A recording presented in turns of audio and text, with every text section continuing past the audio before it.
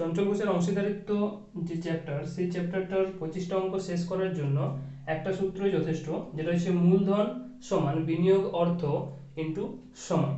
বিনিয়োগ অর্থ কি না, বিনিয়োগ অর্থ হচ্ছে ব্যবসা শুরু করার জন্য যে অর্থের প্রয়োজন হয় তাকে বিনিয়োগ অর্থ বলে।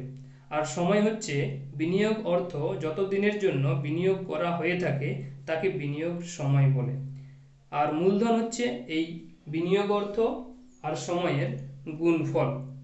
আরেকটা জিনিস মাথায় রাখতে হবে যে বছরের শেষে মূলধনের অনুপাত যা হবে লভ্যাংশের অনুপাত তাই হবে। তো চলো শুরু করা যাক প্রথমের অঙ্কটা দিয়ে। কি আছে প্রথমেই? 1 নম্বরে বলেছে এ বি সি একটি যৌথ ব্যবসায় 1:2:3 অনুপাতে টাকা বিনিয়োগ করে যদি তাদের বিনিয়োগের সময়ের অনুপাত 1:2:3 হয় তবে তাদের লাভের অনুপাত কত? তাহলে বিনিয়োগের যে অর্থ, সেই অর্থের অনুপাত দেওয়া আছে। বিনিয়োগ অর্থের অনুপাত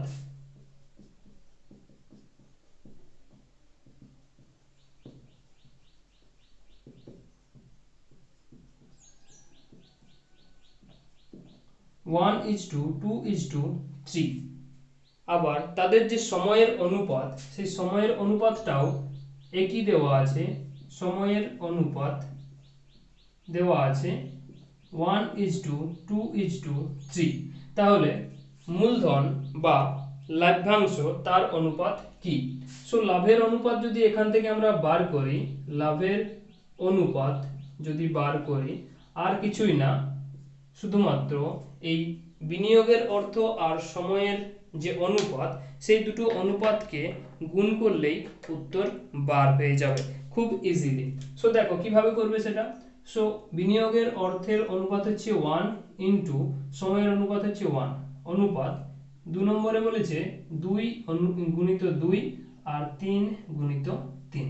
তাহলে যেটা দাঁড়াচ্ছে সেটা হচ্ছে 1:4:9। এটা হচ্ছে লাভের অনুপাত বা মূলধনের অনুপাত। বছরের শেষে লাভের অনুপাত আর মূলধনের অনুপাত একই হয়। সো উত্তর হচ্ছে 1:4:9। একটু ডিটেলসে বললাম, পরেরগুলো এত লেখার প্রয়োজন নেই, তোমরা খুব সহজেই ইজিলি। 2 নম্বরে বলেছে এবিসি একটি যৌথ ব্যবসায় 3:4:9 অনুপাতে টাকা বিনিয়োগ করে যদি তাদের বিনিয়োগের সময়ের অনুপাত 9:6:7 হয় তবে তাদের লাভের অনুপাত কত? তাহলে যে বিনিয়োগ, সেই বিনিয়োগটা কত আছে, শুধু অনুপাতটা আমি লিখছি, এত ভাষা লেখার প্রয়োজন নেই। বিনিয়োগের অনুপাত হচ্ছে 3:4:9, 3:4:9। আর সময়ের যে অনুপাত, সেই সময়ের অনুপাত হচ্ছে 9:6:7, 9:6:7। তাহলে দেখো এখান থেকে যদি আমরা লাভের অনুপাতটা বার করি, সেটা কিভাবে বার করব? লাভের অনুপাত সমান 3:9, পরের যে অনুপাতটা আছে 4:6 আর 9:7। ক্যালকুলেশন করে দাঁড়াচ্ছে 27, 24, 63। এটাকে আবার কাটাকাটি যাবে, দেখো 9 দিয়ে যদি কাটি, 9 যাবে না, 3 যাবে। 3:9 27, 3:8 24 আর 3:2 6, 3:1 3। ব্যাস, আর যাচ্ছে না। তাহলে অ্যান্সার হচ্ছে লাভের অনুপাত 9:8:21, অপশন এ। বলেছে রাম, রহিম ও রতন একটি যৌথ ব্যবসায় 7:6:5 অনুপাতে টাকা বিনিয়োগ করে যদি তাদের বিনিয়োগের সময়ের অনুপাত 4:7:9 হয় তবে তাদের লাভের অনুপাত কত? তাহলে আমি যদি ডিরেক্ট করি লাভের অনুপাত, এবারে সহজেই করা যেতে পারে। কিরকম না, 7:4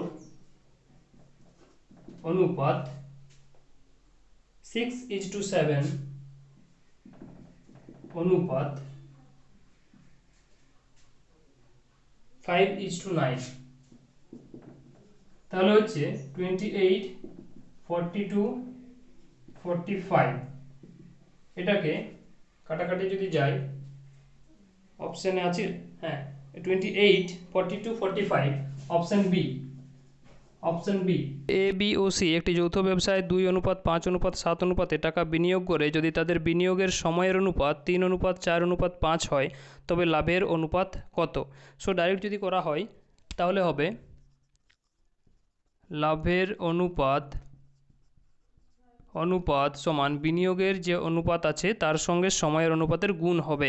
সো 3 গুণিত 2 অনুপাত 5 গুণিত 4 অনুপাত 7 গুণিত 5, 7 গুণিত 5 মানে হচ্ছে 3 দুগুণে 6, 4 5 20, 5 7 35, কাটাকাটি যাবে না, 6 20 35, অপশান সি।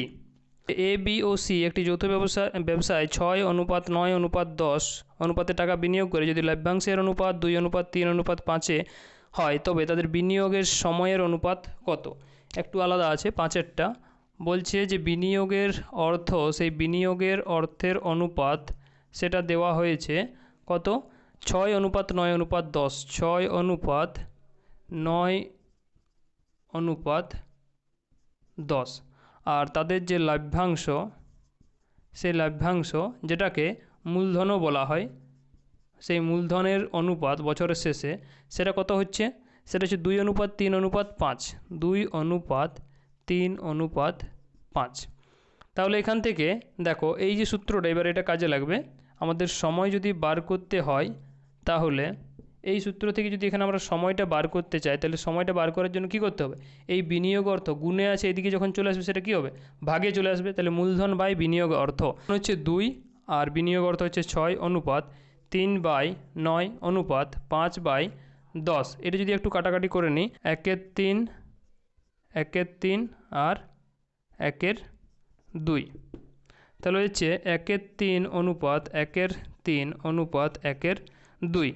ভগ্নাংশটাকে যদি ভগ্নাংশটাকে যদি সাধারণ সংখ্যায় অনুপাতে নিয়ে আসা হয় তাহলে কি করতে হয়? নিচেরগুলোকে লসাগু নিয়ে সেটা গুণ করতে হয়। তাহলে 3 3 2 এর লসাগু যদি করা হয় তাহলে হচ্ছে 6, 6 যদি সবার সঙ্গে গুণ করে দিই তাহলে সেটা সাধারণ সংখ্যায় চলে আসবে। দেখো 3 দুগুণে 6, 3 দুগুণে 6, 3 দুগুণে 6, তাহলে 2:2:3, option D. A B O C যৌথ ব্যবসায় 7:3:2 অনুপাতে টাকা বিনিয়োগ করে যদি তাদের লভ্যাংশের অনুপাত 2:3:7 হয় তবে তাদের বিনিয়োগের সময়ের অনুপাত কত?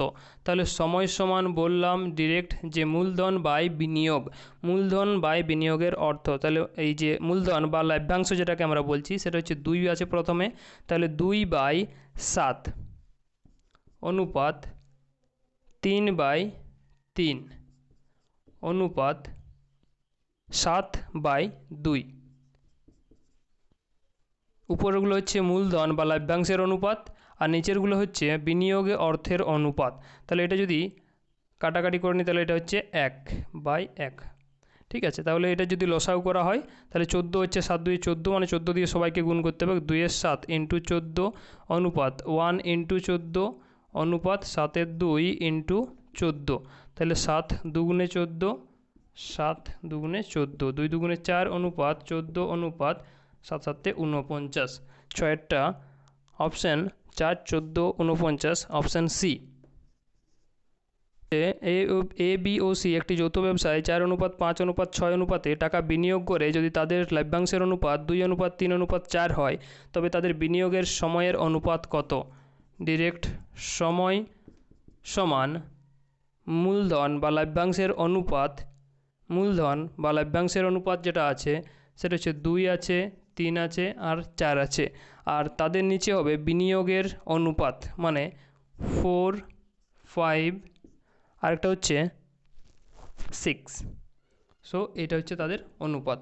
তাহলে দেখো এটা একটু ছোটো করে নিলে হচ্ছে 1/2, এটা হচ্ছে 2/3, 2 5 3, এদের যদি লসাগু করা হয় তাহলে হচ্ছে আমাদের 30, 30 দিয়ে সবাইকে গুণ করতে হবে, মানে 1/2 × 30 অনুপাত 3/5 × 30 অনুপাত 2/3 × 30, কাটাকাটি করলে হচ্ছে 15, 5 6 30 আর 3 10 30, তাহলে 15 অনুপাত 3 6 18 অনুপাত 10 দুগুণে 20, 15 18 20, option C. A B O C একটি যৌথ ব্যবসায় কিছু টাকা বিনিয়োগ করে যদি তাদের বিনিয়োগের সময়ের অনুপাত 1:2:3 হয় এবং বছর শেষে লভ্যাংশের অনুপাত 2:3:1 হয়, তাহলে তাদের বিনিয়োগের অনুপাত বার করতে হবে। সো এটা ওইরকম, বিনিয়োগ সমান মূলধন বাই সময়। তাহলে বিনিয়োগের অনুপাত যদি বার করতে হয় তাহলে হবে মূলধন বা লভ্যাংশ যেটা আছে বাই সময়। তাহলে মূলধনের অনুপাত দেওয়া আছে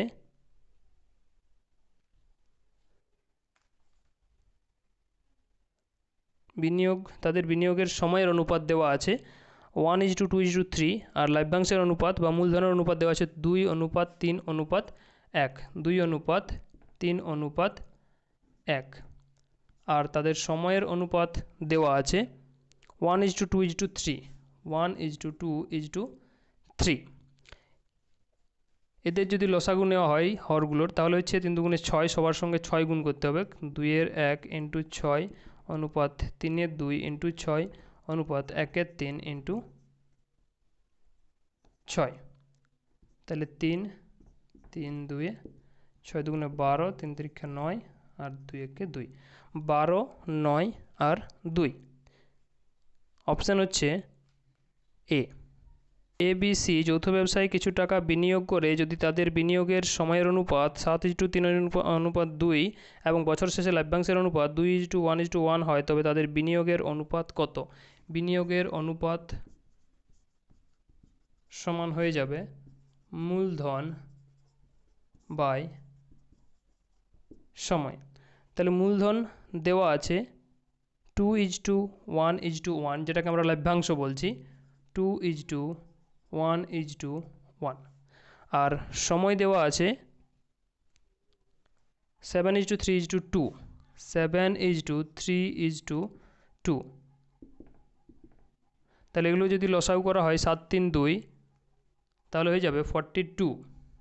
42 যদি সবার সঙ্গে গুণ করা হয় 2-7 × 42, 1-3 × 42 আর 1-2 গুণিত 42, বা 42-এর থেকে ছোটও গুণ করা যেতে পারে, না 2 আছে 42-ই হবে। 6-7 42, 3-4 12, 14 14 21 2 42। তাহলে 6 2 12, 14 আর 21, 12 14 আর 21, যেটা অপশান হচ্ছে এ নম্বরে।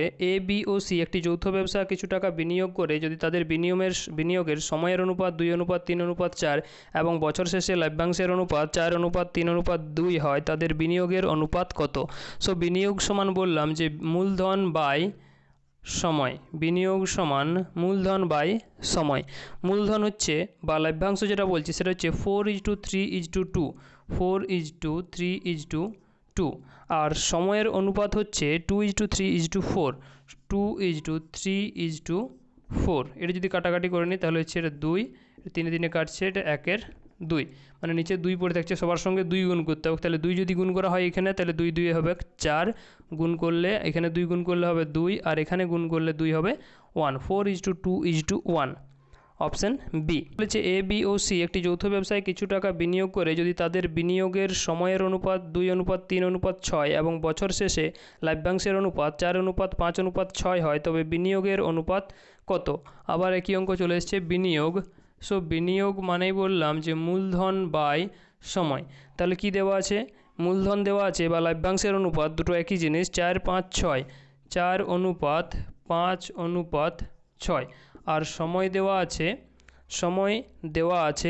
2:3:6 2:3:6। তাহলে এটা কাটাকাটি করলে হচ্ছে 2, এটা 6 কাটছে, তাহলে 3 সবার সঙ্গে গুণ করতে হবে। এখানে যদি 3 গুণ করা হয় তাহলে হয়েছে 6, এখানে যদি 3 গুণ করা হয় তাহলে 3 কাটলে হবে 5, আর এখানে যদি 3 গুণ করা হয় তাহলে হয়ে যাবে শুধু 3, 6:5:3। তাহলে এটা অপশান হচ্ছে D, 6:5:3। A B O C একটি যৌথ ব্যবসা 3,75,000। এ বি ও সি একটি যৌথ ব্যবসায় 3,75,000 টাকা বিনিয়োগ করে বছর শেষে লভ্যাংশের 52,000, 65,000 এবং সি 78,000 টাকা পায়, তবে এ কত টাকা বিনিয়োগ করেছিল? তাহলে তাদের যে লভ্যাংশের অনুপাত বা মূলধনের অনুপাত, মূলধন বা লভ্যাংশ তার যে অনুপাত সেটা হচ্ছে 52,000, 65,000 আর 78,000। 52,000, 65,000, আরেকটা হচ্ছে 72,000। এই অনুপাতটাকে যদি কাটাকাটি করা হয় তাহলে 3টে শূন্য কেটে যাবে সবারই, তাহলে পড়ে থাকছে 52 অনুপাত 65 অনুপাত 78। সো এটা হচ্ছে মূলধন বা লভ্যাংশের অনুপাত, যেটাকে আমরা বলে থাকতে পারি, যেটাকে মূলধনের অনুপাত বা লভ্যাংশের অনুপাত যেটা বলছি, সেটাকে যদি বিনিয়োগ অর্থের অনুপাতে বার করতে চাই, বিনিয়োগ অর্থ তার অনুপাত বার করতে চাই, তাহলে কি করতে হবে? সবাইকে 1 বছরের জন্য যেহেতু, তার জন্য 12 দিয়ে সবাইকে ভাগ করতে হবে। তাহলে যে অনুপাতটা পড়ে থাকবে সেটা সেম অনুপাতেই হয়ে যাবে, 4:5:6, কেননা 12, 12, 12 তিনটারই সেম আছে তার জন্য।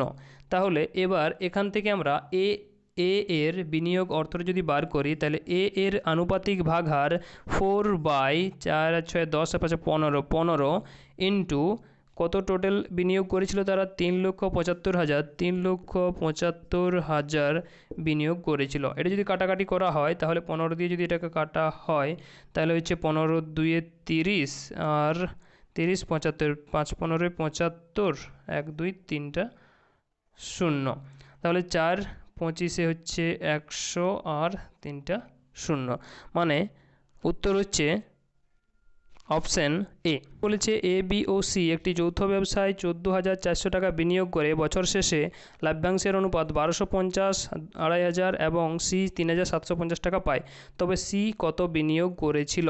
তাহলে তাদের যে মূলধনের অনুপাত সেটা হচ্ছে মূলধন বা লভ্যাংশ যে অনুপাতটা সেটা হচ্ছে 1250 অনুপাত 2,500 অনুপাত 3,750, 3,750, সবারই একটা করে শূন্য কেটে দিলাম। তাহলে দেখো 125, 125-এর গুণিতক হচ্ছে এগুলো, তার মানে হচ্ছে 125 1 125 অনুপাত 125 2 250 আর 125 3 375। তাহলে মূলধন বা লভ্যাংশের যে অনুপাত সেটা পড়ে থাকলো 1:2:3। আর সেটাকে যদি বিনিয়োগের অনুপাত বার করতে চায় তাহলে সেম এটা থেকে 12 দিয়ে যদি 12 দিয়ে করা হয় ভাগ, তাহলে যে অনুপাতটা থাকবে সেটা হচ্ছে আমাদের বিনিয়োগের অনুপাত, কিন্তু সেটা কোনো পরিবর্তন হবে না, তার জন্য বিনিয়োগের অনুপাতটা আমাদের হয়ে যাচ্ছে 1:2:3। এবারে সি এর বার করতে বলেছে, সি এর বিনিয়োগ করেছিল কত? সো সি সমান হচ্ছে আমাদের 3/3 3 6, 2 3 আর 3 3 6 ইন্টু 14,400, 14,400। তাহলে এটা যদি কাটাকাটি করা হয় 3 দুগুণে 6 আর 2 যদি এটা কাটা হয় তাহলে 7 দুগুণে 14 আর 2 দুগুণে 4 00, মানে হচ্ছে 7200 টাকা।